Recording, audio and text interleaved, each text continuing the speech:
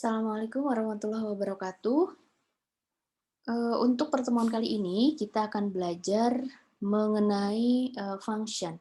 Jadi function ini, adalah bagian dari subprogram. Di pertemuan sebelumnya kita sudah membahas mengenai prosedur. Jadi subprogram itu ada 2, prosedur dan function. Kemudian, yang membedakan antara function dengan prosedur itu adalah bahwa fungsi itu dapat mengembalikan atau return nilai, sedangkan prosedur tidak. Jadi kalau kemarin di dalam proses pembelajaran mengenai prosedur, seperti di sebelumnya ini ya, di sini terjadi ketika terjadi ini contohnya, contoh prosedur, kemudian ketika prosedur tersebut dieksekusi, maka prosedur akan menjalankan, perintah yang ada di dalam, subprogram tersebut, kemudian akan dibawa ke main program gitu ya, kemudian dicek misalkan, eee, setelah proses pemanggilan akan ditampilkan. Nah, jadi setelah prosedur ini dijalankan, maka, akan kembali ke dalam main program. Jadi prosedur ini akan melakukan pekerjaan, tetapi hasil dari pekerjaan tadi itu tidak disimpan di dalam prosedur itu sendiri. Sementara kalau di dalam function yang akan kita pelajari nanti, eee, hasil dari proses yang dilakukan oleh function tersebut akan disimpan ke dalam function itu sendiri. Nah, itu adalah yang disebut dengan mengembalikan atau return nilai. Jadi setelah function tersebut dieksekusi, maka function tersebut akan berisi sebuah nilai. Kemudian ketika dideklarasikan, proses deklarasi function itu adalah sebagai berikut. Kata kuncinya adalah sekarang function, bukan prosedur lagi. Diikuti dengan nama fungsi, kemudian diikuti dengan parameter, kemudian ada tipe fungsi. Nah, ini yang membedakan juga strukturnya dengan struktur prosedur.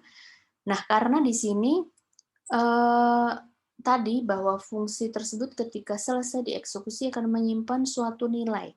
Nah, suatu nilai tadi itu kan berarti akan eh, disimpan ke dalam fungsi tersebut sehingga nilai tadi itu harus didefinisikan tipe datanya. Jadi tipe fungsi di sini itu harus sesuai dengan nilai yang dikembalikan oleh fungsi tersebut.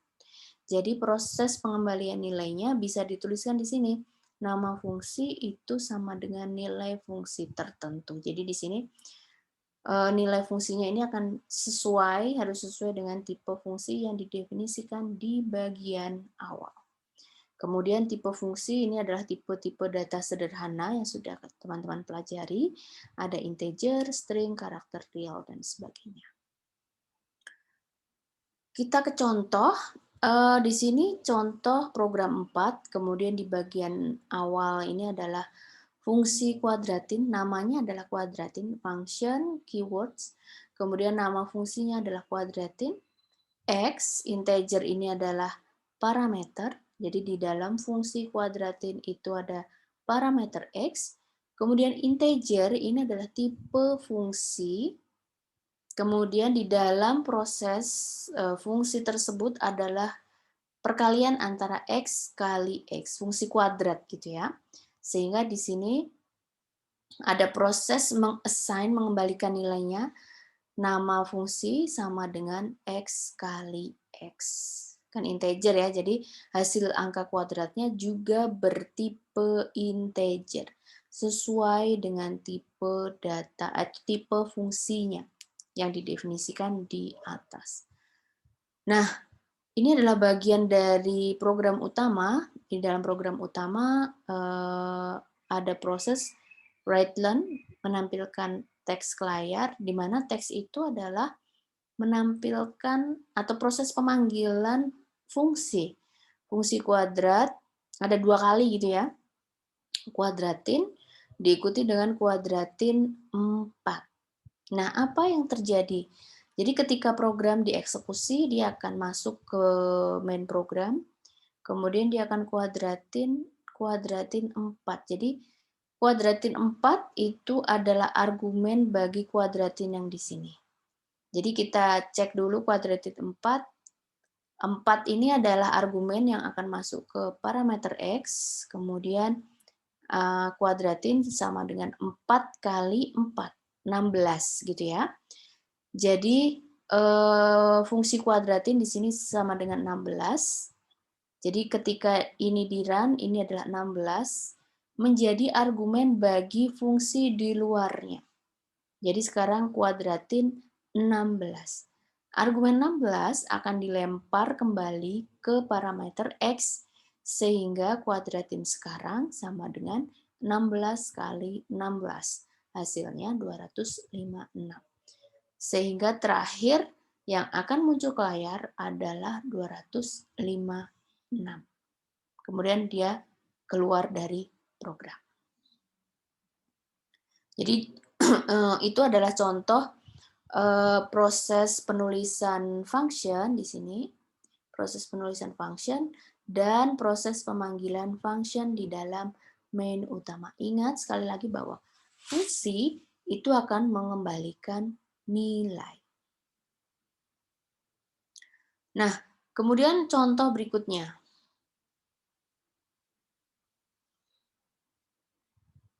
Contoh berikutnya ini adalah program Pythagoras, kemudian ini udah selesai. Oke. Nah, ini adalah program Pythagoras, kemudian ada function namanya Pythagoras func.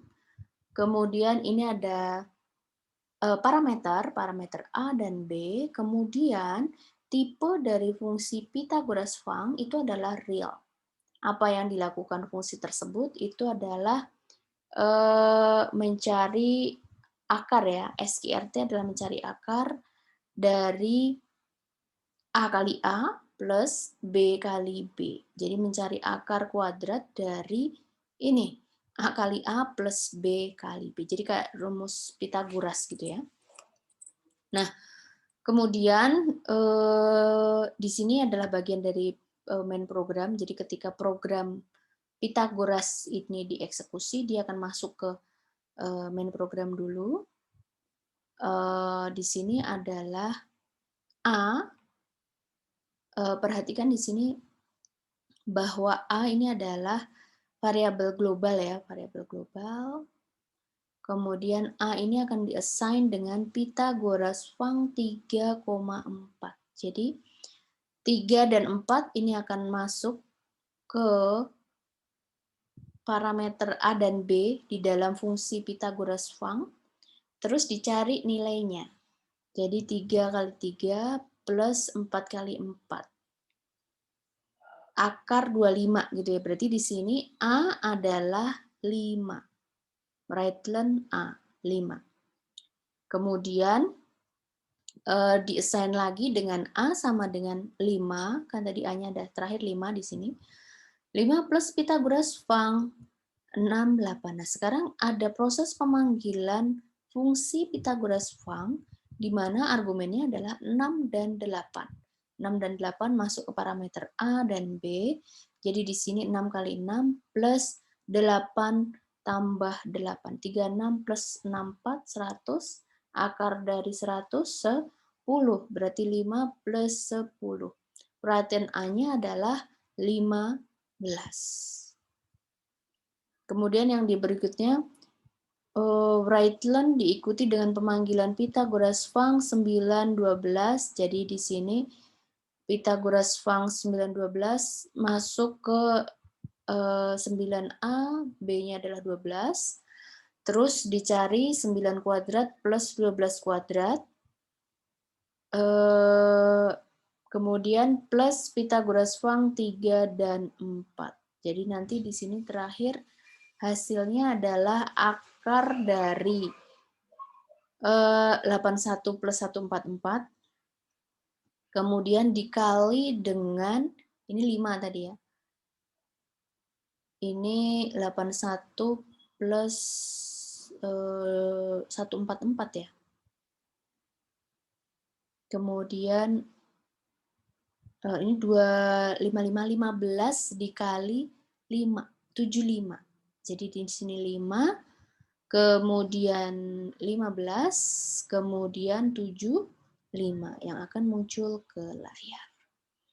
Nah, kemudian berikutnya adalah prosedur call dan function call. Maksudnya adalah bagaimana proses atau bagaimana cara memanggil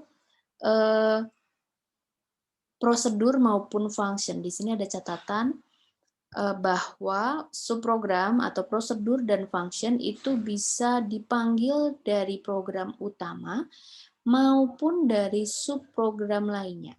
Kalau di contoh-contoh yang sudah dikemukakan itu proses pemanggilan prosedur dan function dilakukan di program utama. Nah, tetapi di sini juga ada tambahan bahwa proses pemanggilan prosedur dan function itu bisa juga dilakukan dari prosedur atau fungsi lainnya. Contoh, ini adalah program persegi panjang. Kemudian ada function ya, ada 2 function, luas dan keliling. Function ini tipenya integer, keliling juga. Kemudian parameter yang digunakan sama, tetapi 2 fungsi ini yang pertama akan menghasilkan luas, kemudian fungsi yang kedua menghasilkan keliling. Kemudian untuk function yang ketiga ini adalah diagonal. Tipe fungsinya adalah real, jadi parameternya sama gitu ya, tetapi yang dilakukan di sini adalah mencari nilai diagonal yang besarannya adalah akar kuadrat dari P kali P plus L kali L. Kemudian di sini ada prosedur tampil menu. Jadi di atas ada 3 fungsi, fungsi luas, keliling, diagonal. Kemudian ada 1 prosedur yaitu tampil menu. Kemudian di sini ada yang dilakukan di prosedur tampil menu gitu ya. Ini dia punya variabel lokal. Kemudian di dalam prosesnya itu dia akan mencari atau menampilkan menu. 1 tuh cari luas, 2 cari keliling, 3 cari diagonal. Ini adalah proses pembacaan menu. Jadi pertama akan ditampilkan dulu menunya, 1, 2, 3 itu apa, terus meminta inputan dari user ada di sini. Ini dilakukan di dalam prosedur. Nah, kemudian di dalam prosedur tampil menu tadi, itu juga ada proses pemanggilan fungsi. Di sini di dalam case of yang ada, jadi ketika si user memasukkan 1, nah makanya akan muncul di sini ya, 1, kemudian akan muncul luas, terus untuk mencari nilai luas itu dipanggil fungsi luas. Kemudian untuk keliling juga dipanggil fungsi keliling, diagonal juga akan dipanggil fungsi diagonal. Jadi, proses pemanggilan ketiga fungsi tadi akan dilakukan di dalam prosedur. Nah, apa yang akan dilakukan di menu utama? Nah, di dalam menu utama itu hanya akan proses atau yang akan dituliskan itu adalah pemanggilan tampil menu, prosedur. Jadi akan dipanggil prosedur tampil menu. Jadi ketika program ini dieksekusi, langsung dia akan memanggil prosedur tampil menu. Terus udah gitu ya, jadi karena semua yang akan dikerjakan itu sudah ada di dalam prosedur tampil menu. Nanti ketika dieksekusi prosedur tampil menu, pertama akan muncul menu di layar, terus meminta inputan pilihan menu dari user, terus ada proses pemanggilan fungsi sesuai dengan pilihan dari user. Jadi ini adalah contoh pemanggilan prosedur dan function di dalam prosedur atau fungsi lainnya. Nah, yang berikutnya adalah prosedur scope, bahwa terdapat 2 jenis variabel, yaitu variabel global dan variabel lokal. Variabel global itu akan dideklarasikan di bagian kamus, dikenali dimanapun, tetapi dimanapun ini maksudnya setelah variabel tersebut dideklarasikan. Jadi baru bisa dipakai setelah dideklarasikan, setelah baris proses pendeklarasian. Sementara variabel lokal itu hanya dikenali di dalam skop subprogram. Nah, parameter ini juga termasuk sebagai variabel lokal, karena kan parameter ini hanya berlaku di prosedur atau function itu saja. Nah, bagaimana dengan proses penamaan? Proses penamaan antara variabel lokal dan global bisa menggunakan nama yang sama dan tidak melanggar aturan. Jadi tidak ditandai sebagai proses pendeklarasian variabel 2 kali gitu ya. Karena masing-masing memiliki jangkauan yang berbeda. Asalkan misalkan ada satu variabel lokal dan satu variabel global yang namanya sama. Nah, ini dia akan tidak dikategorikan sebagai error karena masing-masing memiliki jangkauan yang berbeda. Jadi yang satu akan bertindak sebagai variabel lokal, yang lain adalah sebagai variabel global.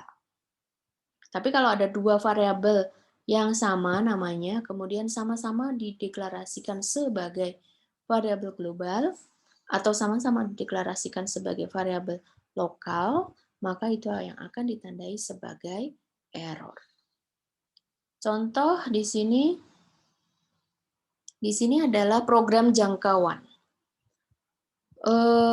Ini adalah program jangkauan. Perhatikan bahwa ini adalah prosedur atau maaf, variabel global baru prosedur proc 1. Ya kan? Kemudian di dalam prosedur proc 1 itu seluas ini. Ini ada di dalam prosedur proc 1 itu ada variabel A, B juga, tetapi variabel lokal itu hanya dikenali di bagian proc 1, alias variabel A, B di dalam prosedur itu hanya akan dikenali di sini saja. Dari sini, setelah proses deklarasi ya, sampai dengan N pada prosedur proc 1. Ini adalah prosedurnya, kemudian main programnya ada di sini. Jadi di dalam main program itu ada A, B, dan C. A, B, dan C ini sudah dideklarasikan di awal ya sebagai variabel global. Jadi A sama dengan 4, B 5, C 6. Sekarang variabel A berisi 4, B 5, C 6.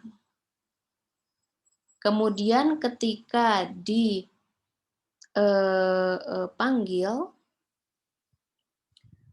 dipanggil proc C.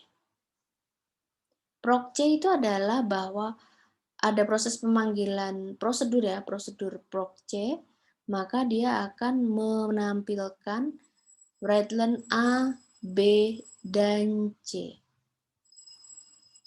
Perhatikan bahwa di dalam proc 1 ini ada A, B, dan C.